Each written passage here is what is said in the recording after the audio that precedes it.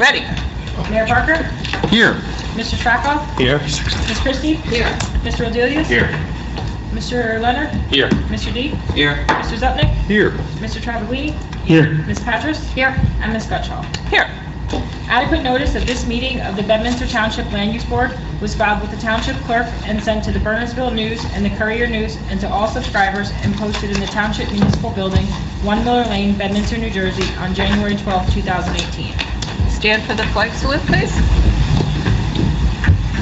Allegiance to the flag of the United States of America and to the republic for which it stands, one nation, under God, indivisible, with liberty and justice for all.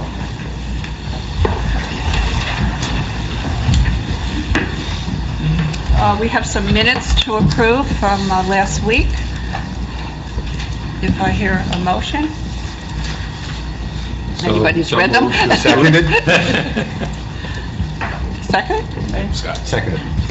Okay. All in favor? Aye. Anyone opposed or abstaining? Everybody's on board. Okay. I guess we can go right down the line, and we're here basically so that we can get familiarized with what we need to do and educate our board as to what we need to do with the master plan. We had nothing else on the agenda, so we thought this might be a good time to just review things and go over it. So Frank has prepared for us. So Frank? Thank you, Madam Chair.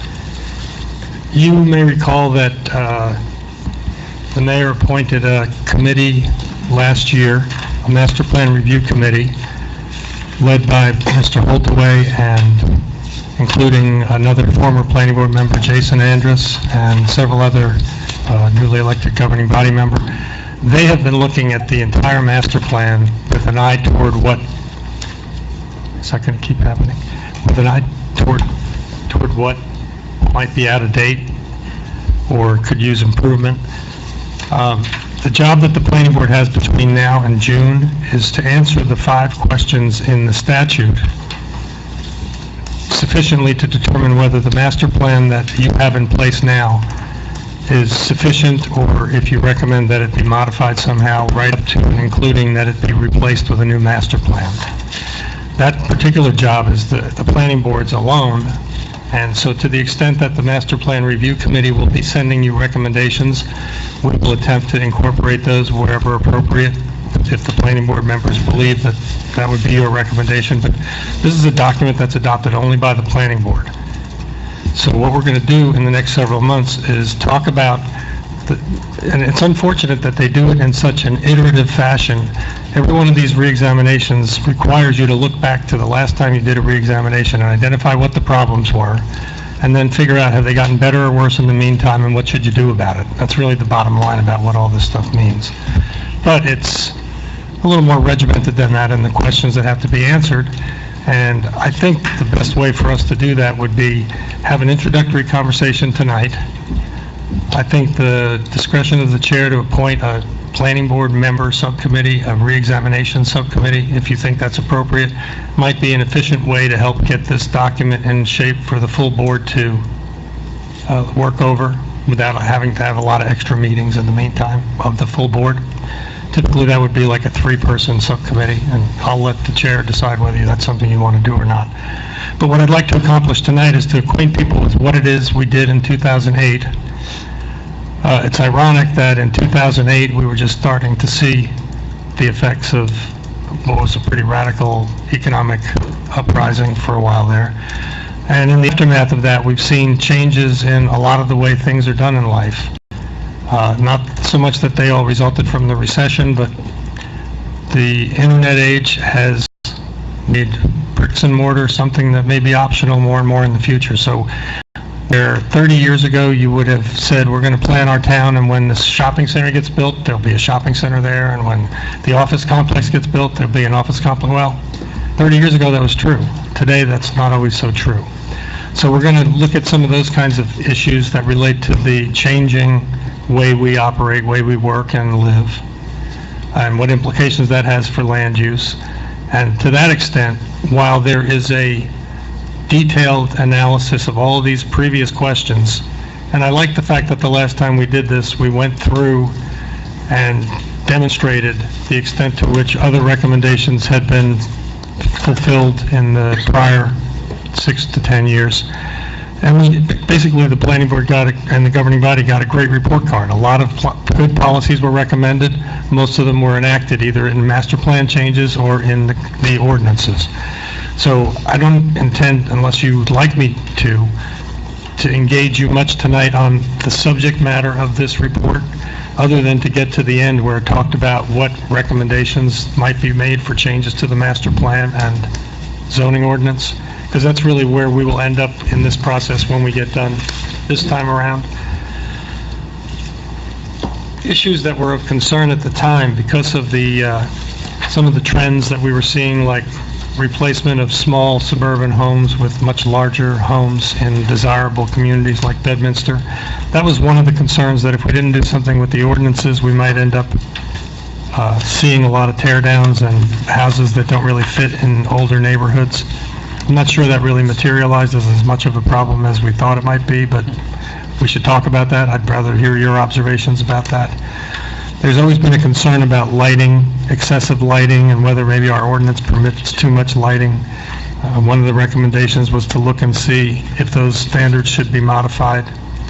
And I don't remember that we did that, Paul, did we? I don't think we did. So there are some things that were recommended before that are still probably things to talk about this time around. There was a recognition that we have septic problems in areas that are proximate to the sewer system that might be able to be served. Small lots where people are replacing their septics because they malfunction. Whether or not, and that's always been a very hot button issue, because extending sewers anywhere in Bedminster was kind of a non sequitur for a while. We have a growth corridor that was built out. We have the countryside that wasn't supposed to get sewers. But when you start looking at neighborhoods that have repeated problems, where an extension of a half a mile of sewer main and then the collection system in the neighborhood could solve a lot of problems, we have to think, what's the responsible policy to recommend? And I'm not even telling you that I know the answer to that yet, because until Paul looks at whether it can really make sense financially and whether it has other implications we're not talking about. But it is one of those things that we called attention to before, and we probably will end up talking about again. I suspect, though, that the biggest subject matter for our discussion is going to be what the character of the villages is today, what we hope it will be in the future, and what kind of changes will occur throughout what we always refer to as the growth corridor, the state highway corridor, which does incorporate Pluckerman and Bedminster villages. And more specifically, Bedminster was blessed many, many years ago by having the ultimate ideal corporate identity in town, right? We got the AT&T Long Lines facility, and it worked real well for Bedminster and for them for a very, very long time. AT&T no longer owns that property. The mayor and Larry have had a number of conversations with people from AT&T about what that future might be, and I think they're probably, at this point, conversations we don't need to be involved in yet, but we do need to be involved in thinking about what, if there would be changes there, what types of changes would make sense in this evolving environment. Any other office developments in town were going to be found not to be successful, and I think we had one that looked for a long time until Malincrot came. I thought we were in big trouble there. I thought they were too far up Route 206, but Bedminster still got horsepower, so it's a great address. They're here. You know, I think we're in a much better situation than I thought we were a couple of years back. But I do still think that we have to try to get a little bit ahead of the curve and figure out, look at what's coming down the pike and think of how we want to react to it, because some of it will be reactive. We like to be more proactive than reactive, but these are changes in the way we live and work that we really didn't contemplate the last time we wrote a master plan. So rather than me just droll on, which I can do for, if you'd like, an hour and a half or so, I can do that, no problem. But I really would rather have a little bit of a conversation among us, now that I've sort of set the stage by saying what we're here to do. What are the things that you think we should be talking about as part of this process? Frank, I have a very trivial sort of question. Here it says that the review shall be every 6 years. And they changed it to 10, and if the, Pardon? They that, changed the statute, it used to be 6. now it's 10. Oh. yeah, it is 10 years. No, we're not 4 years late, but That's that's, correct when written. Okay, okay. Thank you. yeah, that's true. It wouldn't be correct if I put it in the new one. Does the board have any questions, things that we want to talk about? You know, now's the time to bring these issues up, that we have Frank's professional. I just have a logistics question at Yes, this point. mhm. You know, let's figure out some of this, have a logistics. Sure, All right, mhm. so there's a planning, there's a group now bringing a proposal to us. Is it going to be totally done, or is it going to be like certain areas and then certain areas? Or do you talk about the whole master plan at one time? When I met with them last year once and was very impressed with how seriously they had taken the process of divvying up the master plan, reading every single word, and really trying to digest it and come back with some recommendations. I believe that there will be some product of that effort that's very much worth us listening to, but that effort that they put in was not answering these 5 questions the way you have to between now and Oh, June. I see what you're saying. So we're going to take their information and bring it into this process, But first you have to do that. but we're going to write the skeleton of this, and they may help fill in some of the parts. Maybe Tim, would you like to have anything you'd like to say, since you're on the review committee? Want to come up to the? Could you, yeah, thanks. We are, hello everybody, Tim Walter, and I'm on the Master Plan Review Committee with Bob Holtzway, Colin Hickey, Jason Anderson. We're just about finished. I know it's been a long process. Apologize for that, but we are meeting next Saturday to finalize everything. We have a nice document, in my opinion. Bob and Colin did a lot of the work, so I just want to give them a shout out. I'm new to all this, but I'm learning a lot. I think everything that Frank had mentioned, except for, you know, the supersized houses, because I don't think we saw that as a problem anymore. I mean, one of the things we looked at, not to get into details, was, you know, the amount of homes over $1 million that just weren't selling. So I think we have a good document. Most of the things like he just discussed are going to be addressed in there. But once again, there's going to be recommendations, things that we saw, some trends that are happening here in Bedminster surrounding area, to just give you guys some guidelines and maybe clearer like path on how you want to handle it, how you would like to handle it. Moving forward. Go ahead, Lou. Are you going to be able to identify problem areas for us? Or are you going to make recommendations? I mean, how do you break out, like, for example, in a given, let's say, R10 zone or something, how is it that you are going to break that out for us, sir? Not just too many details though, but we'll be making recommendations for certain areas. For example, maybe that area, you know, west of 206, as we just talked about, that's an area that you might want to do certain things in. We'll make a recommendation, do this, leave it alone, or do that. You know, that'll be up to you guys, of course. Trying to think of some other, you know, I don't want to give it away. No, of course not. We don't want you to. I guess my question is, the recommendations you folks are putting together for us are basically going to be based on changes in the character of the town over the last 10 years with regard to the actual environs of the town and the population changes of the town and how we can best man that going forward. Scott, that's exactly it, yeah. I can tell you one thing though, the population hasn't really changed much, which is surprising. That is surprising. Surprising. I will add one thing, there are properties throughout the town that are changing, and their use might not be what you'd want them to be anymore. So, as of now, you know, we're going to give options. You know, leave it the way it is, maybe look into this or do that. So we're going to be offering recommendations, mostly, like I said, coming from, you know, Bob and Tom did a lot of work. And they've done a lot of outreach to various organizations in town, to whether it be the school, whether it be the fire companies. They've done their research. They haven't talked to everybody, but they've certainly talked to a lot of folks in an effort to get some input. They're going to get a recommendation. Ultimately, it's our decision, but we got to start somewhere. I'm sorry, Rich, go ahead. Okay. And I'm not presupposing any agenda here, but is the focus it ain't broke, don't fix it, or we're taking a fresh look at it in terms of what even some of the basic goals of the master plan was. Having been in town for 25 years now, the town has always prided itself on its austerity. And, this kind of bucolic language that was even in some of our website descriptions and so forth, that we kind of prided ourselves on.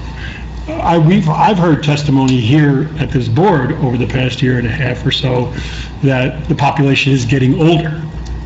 Is that not true? We've looked into some demographics. So what we've done is, Bob said right off the bat, we're going to look at the facts, and based on the facts, we're going to make, recommendations, not on opinions. Because honestly, each one of us had a different opinion of, everyone up here, I'm sure, has a different opinion of what Bedminster should be and how it should be. But you're going to get, based on what we saw were trends and, population data and traffic data and all this other fun stuff, recommendations in that regard. I don't know if I want to get too much. Yeah, I don't think you should. No, I think for the Wait till the report comes. Right, the report will present itself in a way. My question is, it wasn't intended to be a tweak. No, there's areas that might need it, for what Frank said, to be proactive rather than reactive. Okay. So what we're trying to do is we're looking at what may be a problem down the road, or where's an opportunity. The Somerset County is going through the same kind of thing right now too, and they're picking out certain areas, certain towns that should be growth areas, certain towns that should be left alone. And so we looked at that, we took that into consideration as well. And so we're just kind of trying to put it all together and make it easy for you guys to understand. Terrific. I think that's great. Thank you. Appreciate the work you put Yeah, it's into been it. a big I do. effort. He's going to make it easier on us, I think. And what the mayor said, we've gone to every committee, whether it be recreation, we met with the staff, police, fire, sewer. We were just mentioning, Frank was mentioning something about, areas that were having problems with septic. And environmental issues you got to address. They have, when you look at that, you have drinking water issues too, because if they're on septic, depending, sometimes they're also on. You also have major waterways that run through town all over the place. There may be a recommendation or suggestion, maybe do this, maybe don't do anything, or maybe do that, so. Okay. Leave it exciting. Also, just to put something into context, is that Tim is also on the environmental committee, and on the environmental committee, he's looking at a couple of grant programs for Bedminster to explore, one of which is electric vehicle charging station, and as the proud owner of a electric vehicle, so Tim has also taken an approach of looking at, well, what does this mean for offices or retail, and does our current plan anticipate the expansion, such as it is on whatever basis we have today, on charging stations, but anticipating that this will become more abundant and probably should become more abundant as these cars start coming greater and greater through through our natural commerce. So there's an opportunity, and does our parking standards, are we constrained by RSIS or other parking standards that don't allow for or make this more difficult? So that's, I just, I don't want to talk about the specifics, No. but I just want to put that into context of Tim's exposure and his experience in bringing it to the committee. Yeah, exactly. Just looking ahead, what if any problem may we foresee by doing this, or for what's about to come? Bus park's a perfect example. People parking in the stalls. Should there be an ordinance where you can't park there? Should we be doing something in regard to the code enforcement department, allowing people to put these charging stations in? Should we have a standard by which they can do that? We honestly, we didn't get too involved with the master plan with that area, but it's the same kind of thing. When do you think we'll see the document? We are meeting next Saturday, 17th. I'm giving out my St. Patty's Day. You'll just postponement, that's all. We're gonna, until we finish it on. Okay. Open, and then I would say within a week or two after that, I think, Bob, Colin, myself will come in the Wonderful. box with this stuff, they'll present it to you guys. I look forward to the presentation, really.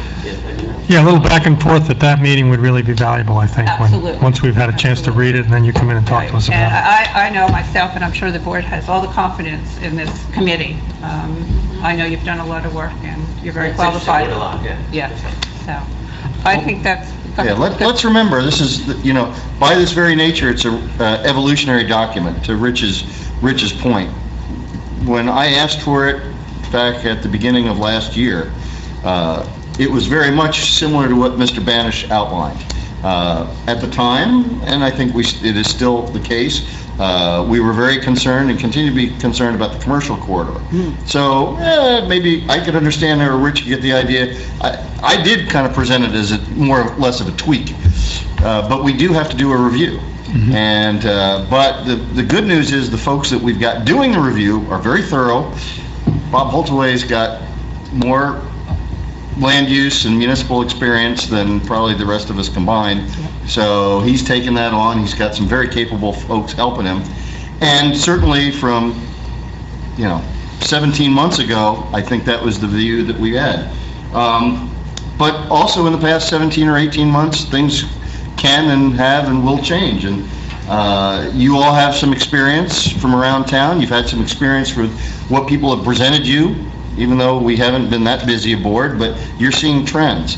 Just last week, we had earlier this week, I should say, we had a large contingent come before the Township Committee to talk about Airbnb and an issue that's on one road. Now, do we need to revise a master plan or change an ordinance based upon one dispute with one neighbor on one road? Probably not. But towards the evolutionary change of society, those are things that we certainly weren't around in 2008 or weren't around to the extent they are now. And to the level to which we want to think into the future, is that something that's an issue we want to tackle, not on one road or one part of town, but is that something that we wish to address? Maybe we do, maybe we don't. There's been a lot of efforts over the past 3 or 4 years with the equestrian industry in town and the western part of Bedminster. And one thing that we also got as we've gone through our budget hearings, Mr. Kerwin, our assessor, he tells us where the valuations are going up or going down or kind of staying in the middle.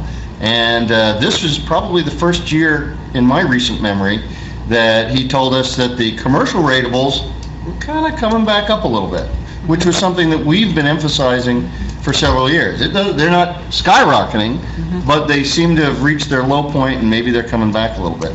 That was part of the things that we were asking for the commercial corridor in the charge for this document. But we're also finding out that some of the large estates in the western part of town are not selling as well. And we have, Mr. Jacobs and I have been talking to folks that are trying to revitalize USET, that are helping with the Essex horse trials. We're trying to find ways to market Bedminster and market the western part of town. The cheapest open space preservation program you can get is for people to want to buy those estates intact and maintain horse farms. That's a lot cheaper than us throwing a lot of tax dollars at it. So that is the theory behind trying to make Bedminster and the Somerset Hills a place for large equestrian events. And in some of those discussions we've gone around the table asking folks like that, well, you know what, is there anything in our zoning that is hampering or helps us? Where are people going if they're no longer in the Somerset Hills like they might have been 30 or 40 years ago? Well, they threw out some locations. Well, what are those locations doing, or what amenities do they have, or do we have any restrictions that are making us less competitive? Those are things that may or may not be in this report, but are probably things that we ought to consider. Not that we're going to rewrite ordinances on the dot, but we should look at the plan and say, well, you know, maybe we want to be a little more inclusive or a little more restrictive in certain areas. So those are just some things off the top of my head that I've seen just since we asked for this document. And you guys all live in different neighborhoods and have other experiences, and that's what you'll bring to the table. Absolutely. Thank you, Jim. we don't want to take you any further. No, we want to say yes. Don't spill the beans yet. Turn to the last page and tell us how it all ends. Yeah, right. And then you can flip note first, okay? Yeah, give us cliff notes. What kind of amusement park was that going to be?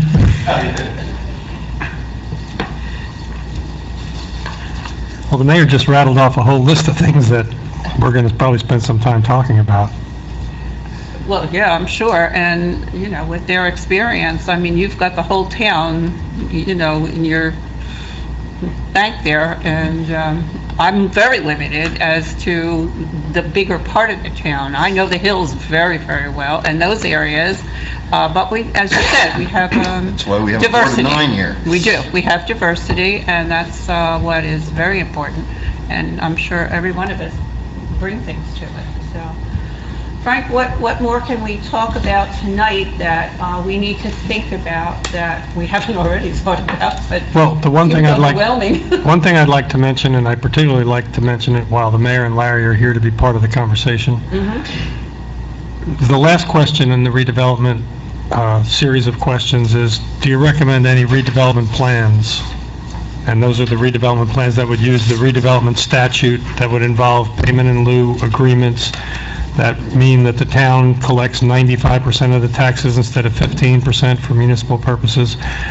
And they only happen if the governing body wants them to. So you get to make recommendations about whether the planning board believes redevelopment designations would be a good thing for town. That's what we're going to have a conversation about.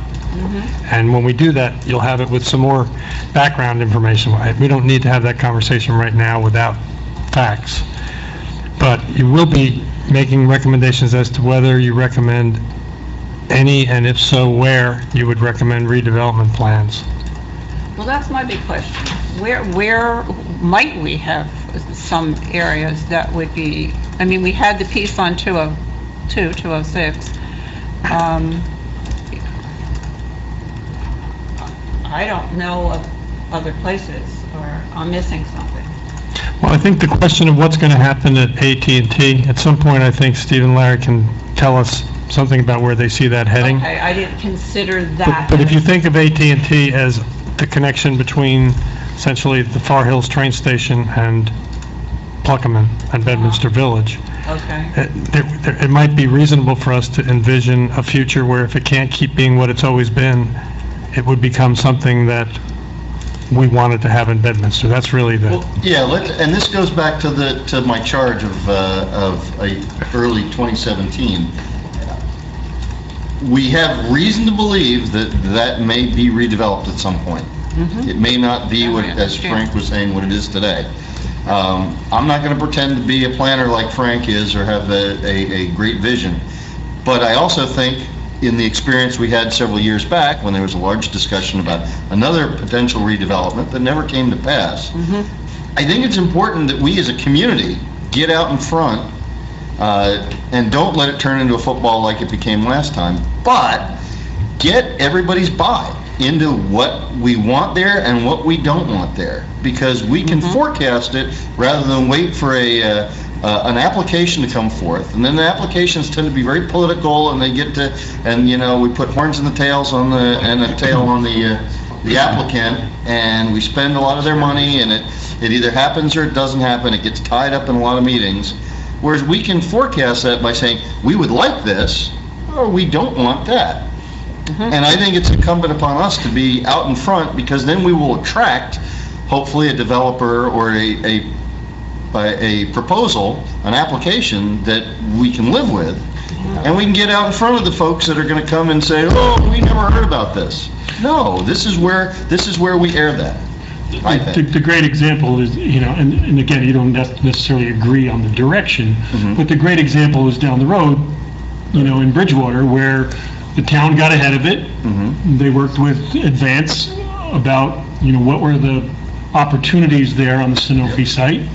And, you know, the town was way ahead. They didn't wait for an application to come along. They were working with interested parties and had identified it as a redevelopment opportunity. Otherwise, the option was, what, let it stay mothballed for 6 years before anybody, you know, bought it for 10 cents on the dollar and could afford to do something with it. So, you know, that model or that process that Bridgewater, and I know it wasn't that close to it, you guys maybe were, but getting ahead of it like Bridgewater did, kept it from becoming the blighted site that you ended up having to react. Yeah, the idea that someday, somebody in Bedminster is going to have to announce to the newspapers that a big corporation is leaving town and we don't have a plan, I don't want that to happen. I don't think that should happen. There are all sorts of opportunities out there, but you can, on the face of them, think they're great, but we have to figure out the pros and the cons. You could have a great hospital there. Oh, hospitals are wonderful. You could have a great community college annex or something there. Guess what both of those entities don't do? Pay property taxes. Right. So that's a huge property tax payer now, and it could be a huge void of property taxes. Correct. Those might be great additions to the community. How much do you want to pay for that? And that is the kind of discussion you need to have. Right. Or traffic issues. Everybody's always interested in traffic issues. It's you know, and what can we live with? And this is the debate we have to have. And just to follow up on what the mayor said, it's, we're not starting from scratch. The county did that study, we had the presentation. Right.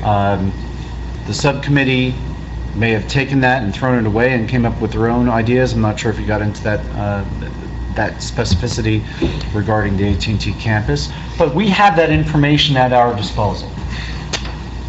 And there may be more opportunities at our disposal as well, because of the county study, we may be eligible for additional planning monies to further investigate the concepts and ideas that were thrown out in that county study.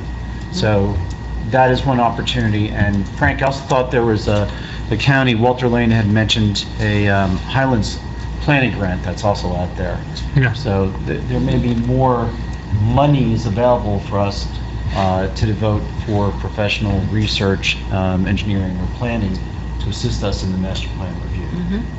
But I just want to come back to that county study, and it talked about options, right? And first, let's just, the AT&T sweatshirt out there, as far as I know, AT&T is doing just fine right now. They're happy where they are.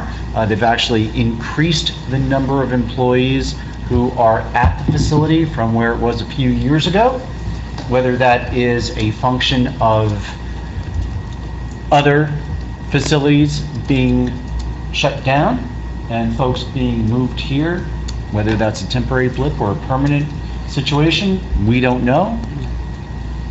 But right now, AT&T is doing fine just where they are, and if we could keep it that way, that'd be an easy fix for us. And our only problem is if we can't keep it that way, we better know what we would, as a township, would like to see happening. But I think this is an exciting process. The other thing is, if you think, well, geez, between now and June, how do we do all the stuff we just talked about? Between now and June, what we do is we set the stage for the master plan changes. The last part of this report says, any changes you recommend to the master plan or zoning ordinance. The report will say, we recommend changes in this area, but that won't be the change.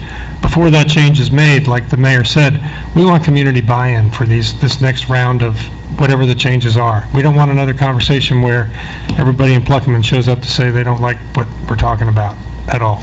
Can we just go over that timing a little bit too, Frank? I mean, you have this timing at June, but we have a recommendation from the subcommittee, and then we make a recommendation, I'm assuming, to the township committee, and it goes back and forth a few times, as we know, and by law, yeah. By law, and of course we have open meetings.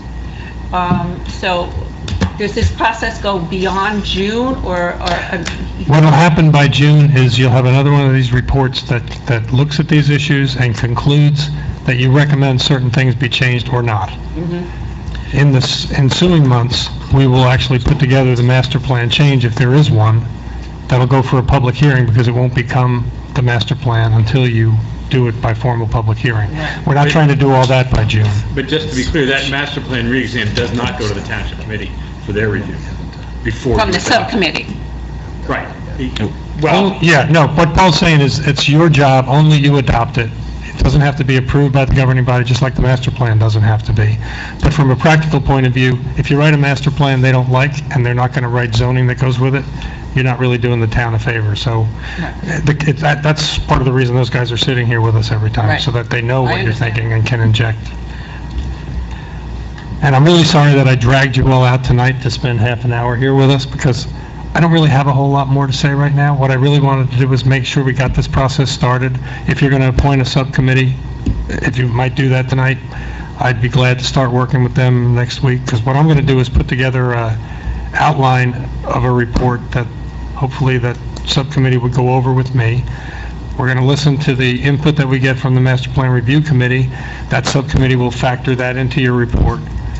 The full board will understand all the parts of what you've looked at, but instead of us having 10 meetings between now and June, we'll have the same number of meetings we should have, and the subcommittee will feed that stuff into the board. I have a Okay. question, Frank. Yes. Let me phrase this correctly. We're looking at some recommendations that the committee might make to us. We have an idea of what life is like in Bedminster, and we want to create a list of things that we want to make sure happens in Bedminster. But the larger kind of more, worldly macro view is, maybe you can help us. What are the other trends in New Jersey, like demographic shifts, population shifts, age shifts, things like that? Because when I hear and read some things, I hear that, people who are more established in New Jersey are trying to get out as fast as they can because of the tax situation and other things like this. So this larger macro view of what's going on in New Jersey and how it's going to shift to our rural area, can you give us any information about that? Because I think no matter what we think we want, if 5 years from now the world's different, it didn't make much of a difference. We will give you more information about that, and part of that will be the foundation of what we talk about in the report. But one of the things we have to recognize is baby boomers are no longer the biggest game in town. They're the second biggest game in town. We're getting older. I can't believe I'm 67 years old. That blows my mind. I remember in 1968 Wearing it well, Frank. thinking I wouldn't be 50 until the year 2000, right? It came and went pretty quick. We're going to watch schools get reloaded, houses that were occupied by baby boomers who had their families and stayed because they liked the town, and at some point leave. That house gets reloaded with another family. The master plan review last time talked about Township and the Board of Ed working more closely together so the Board of Ed can see what's going to come out of this process. That's always a good thing to try to do. Most towns don't do it nearly as well as they might because the Board of Ed is such an autonomous group that has very distinct responsibilities, and they sort of have to take care of whatever you throw at them. Whatever you let get built in town, they've got to educate the kids. I do think that would be a good dialogue to open up a little bit. And that's something else that we can do as part of this process. Carol, one thing I noticed on our agenda, Yeah, the public. public comment. I was just You gonna... may want to bring that up. I was just going there. I have one question for Larry, maybe he Yes. knows the answer to this better. Is there any legislation or lawsuits specifically that could be a constraint on our development plans, Larry, that are things that are going on? A generation ago, we had COA, we had environmental protection issues. We could put together a plan and somebody's going to come and say, no, you can't take down my tree, or no, you got to provide housing for, the indigent, or whatever the other, goals may be. Is there anything that's a trend or happening now in New Jersey or that could affect these plans that we're putting together? Well, it's a great question, Rich, and if we zero in specifically with Bedminster, Bedminster has effected a settlement with Fair Share Housing regarding affordable housing obligations. And with the good work of Frank Banish and John Bellardo, we are situated that Fair Share Housing acknowledges that we have satisfied our affordable housing obligations through 2025. And so we will be safe from builder remedy lawsuits for the next 7 years, right? Don't hesitate, Frank. That's when. No, I won't hesitate about it. The answer is yes. Pregnant pause there. The answer is yes. Now that will be entered into with the court probably within the next few weeks. And that will make sure that no one can come in and say, hey, Bedminster, I want to put in a 300-unit subdivision out in the western portion of town on west side of 206, and if you tell me no, I'm going to sue you for a builder's remedy. Yeah, that's not going to happen. So we will be protected Right. from that. Whether there is other legislation that comes out from Washington or from Trenton, right now, there's nothing on the horizon, but as Scott said, that could change. That could certainly change. Environmentally, I'm not aware of anything that would come in and mandate additional density in town either.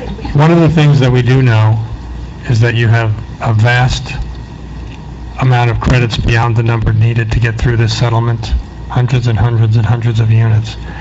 When Judge Serpentelli agreed to reduce the town's obligation, what was ultimately an 809 unit, I think it was, obligation, he reduced it to 698 units. And at the time he did that, Henry Hill, who was the attorney that worked for the Hills, jumped up and down and said, Judge, how can you let them do this? And of course, Bedminster had already demonstrated, because we built the 698 units, that we were a good player. And the judge looked at Henry Hill and said, Bedminster probably won't have an obligation until halfway through the next century. And I think, based on what we've just settled with Fair Share, that won't be far off the mark. So when Larry said, we're good till 2025, hell yeah. And well, way beyond. Smart judge. But I think you can also look in our local weekly papers and our daily papers around here, and that, without getting in specific, you can see where there's development controversies and issues, and those are things that, especially if they're near to this town or not so near to this town, those are things that could be potential on the horizon for Bedminster. Maybe, maybe not. So keep that in mind. Okay, I wanted the public to hear, what was going on in the conversation and stuff. But now, if anyone has any questions, I'd be happy to listen. Yep, come on up. Good for that.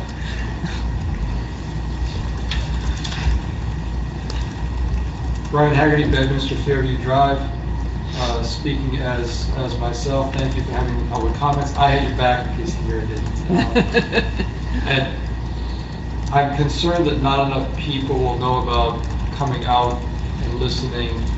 I very much look forward to the report. Good people on the report.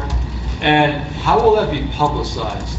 You're all going to look at it. Do we see it as it is, as you receive it, or does it get reviewed first? If some lawyers in the room can answer that question first. I think it's a frank question, I think. Well, to the extent that there will be a formal master plan reexamination adopted by this board, and that either those recommendations will find their way formally into this report. What we're going to get from them is an ad hoc committee report of recommendations. So it's covered by confidentiality, it's not a public document yet.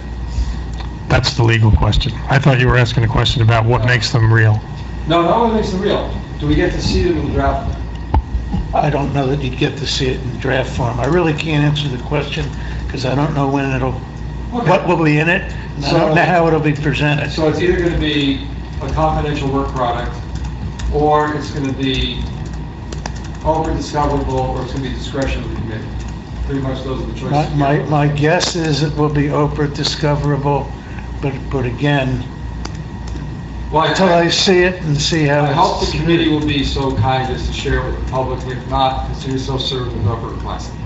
Now, we change hats. Brian Haggerty, member of the Board of Education. I'm not particularly representing the board here tonight, but I will bring the comment back and try to encourage the Board of Education to be cooperative. I actually authored about 85% of the comments that went to those guys, so I'm kind of into this. Thank you. Is that a public document? No, because it was a response that your committee asked for that we sent to them, and they consider the work product. When it gets to here, and it's in a public hearing and in a public forum, right, it'll be absolutely public. When the recommendations are made to this board. Right. So, and all our hearings will be in public. Sometimes reports of subcommittees are not fully public. That's all. Yeah. Thank you. Anyone else?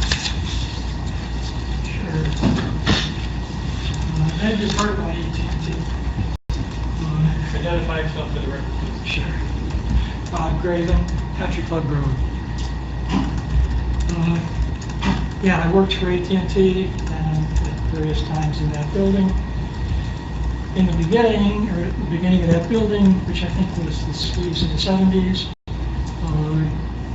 and we did this information out, AT&T paid 70-80% of the total tax in the town on one building, and that paid for schools and fire and everything else. The Golden Goose moved. AT&T stands for always transferring and transferring. Just like IBM stands for I've been moved. All right? I didn't choose New Jersey. Me and a million others. We didn't choose you either. Frank and I know each other quite well. So it's a big change. That specific location is extremely valuable to this town. And the issue is traffic. Traffic, and traffic. And I'm not talking about cars and trucks. The internet traffic, it really is driving. Where are the data centers? What happened after 9/11? All of the things that are the traffic on the net. Who's got the A license? Who's got the B license? Where are they going? And when are we going to see a C license or a D? And you can talk to Colin and others who have the experience and background and the knowledge of what's happened there. A lot of jobs coming in, a lot of jobs going out. And that change affects Bedminster more than anybody else. Affects Bridgewater and Basking Ridge and the adjacent communities, as well as the Malincroft and other, and the farm, the drug guys, the drug pushers, Merck, et cetera, are expanding internationally, nationally, et cetera.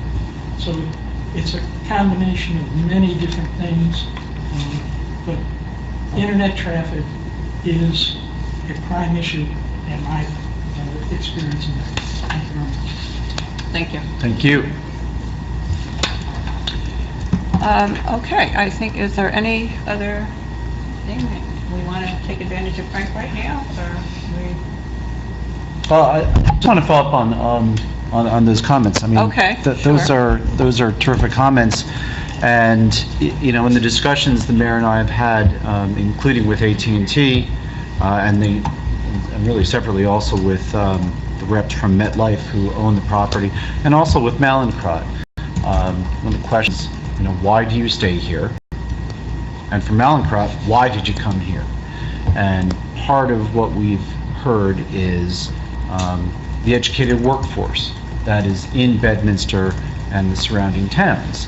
And AT&T could just as easily say, congratulations, you're all going to be Texans now.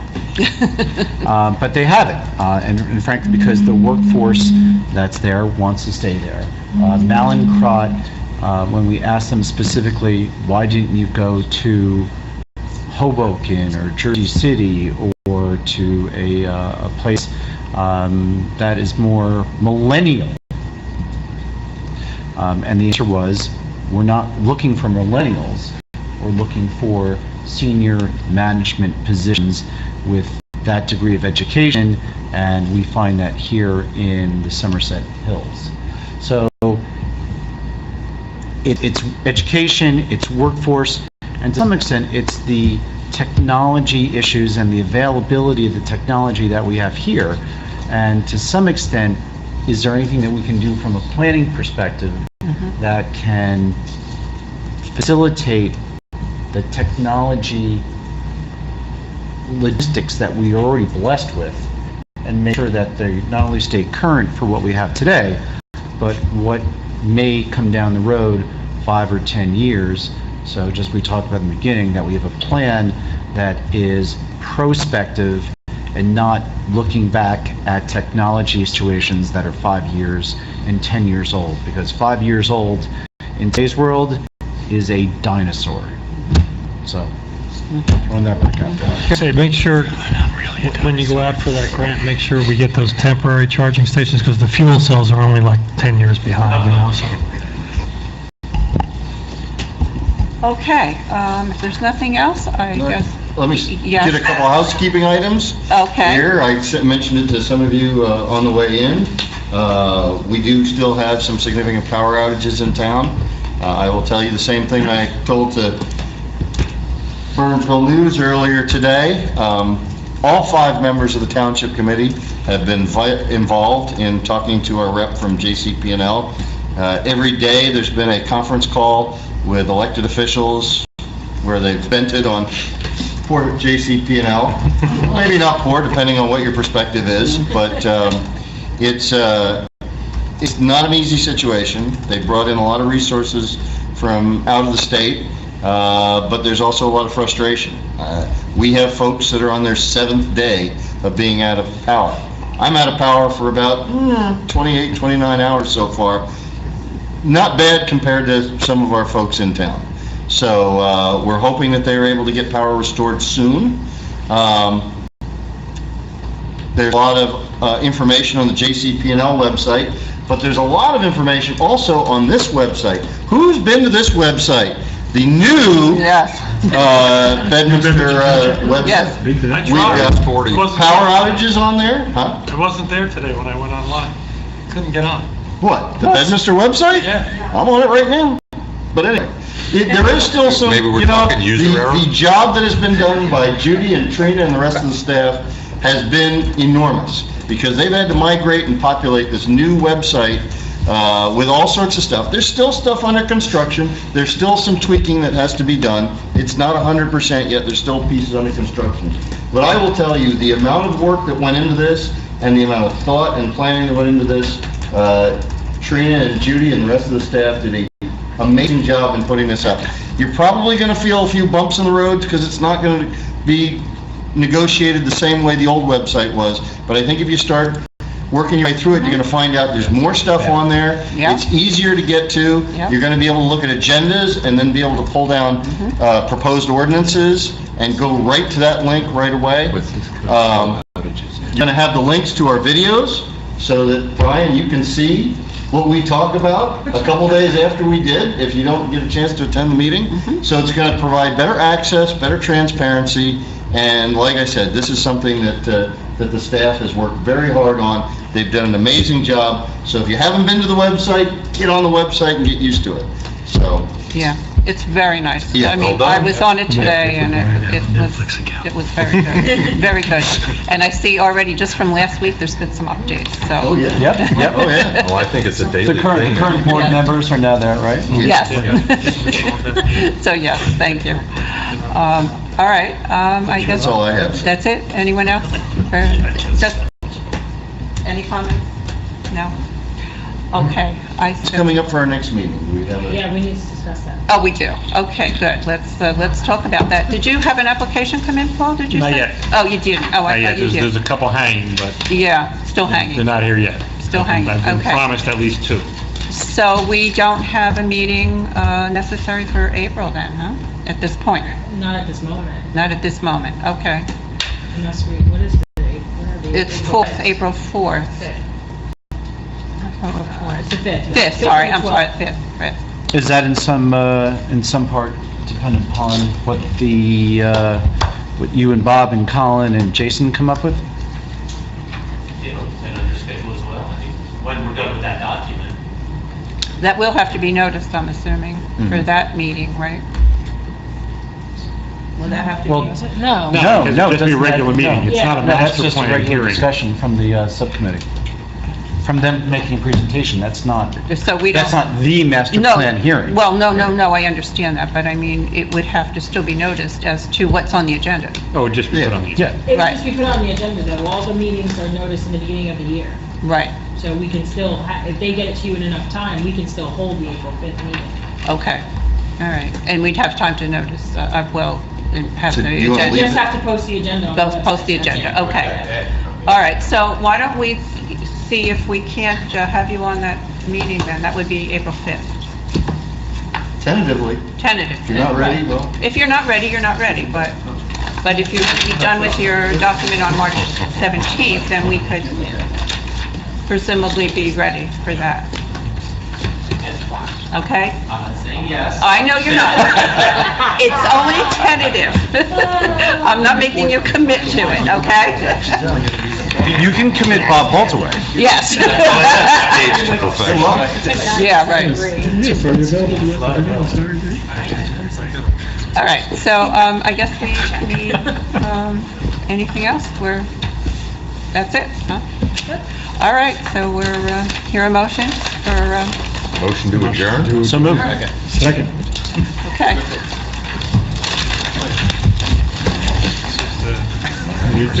Did Paul only say 2 words this entire meeting? I think I said more than that. I saw a couple of chuckles from over there. Yeah, that was before the meeting was. Yeah, we weren't on. That didn't count. the- Hasn't worked.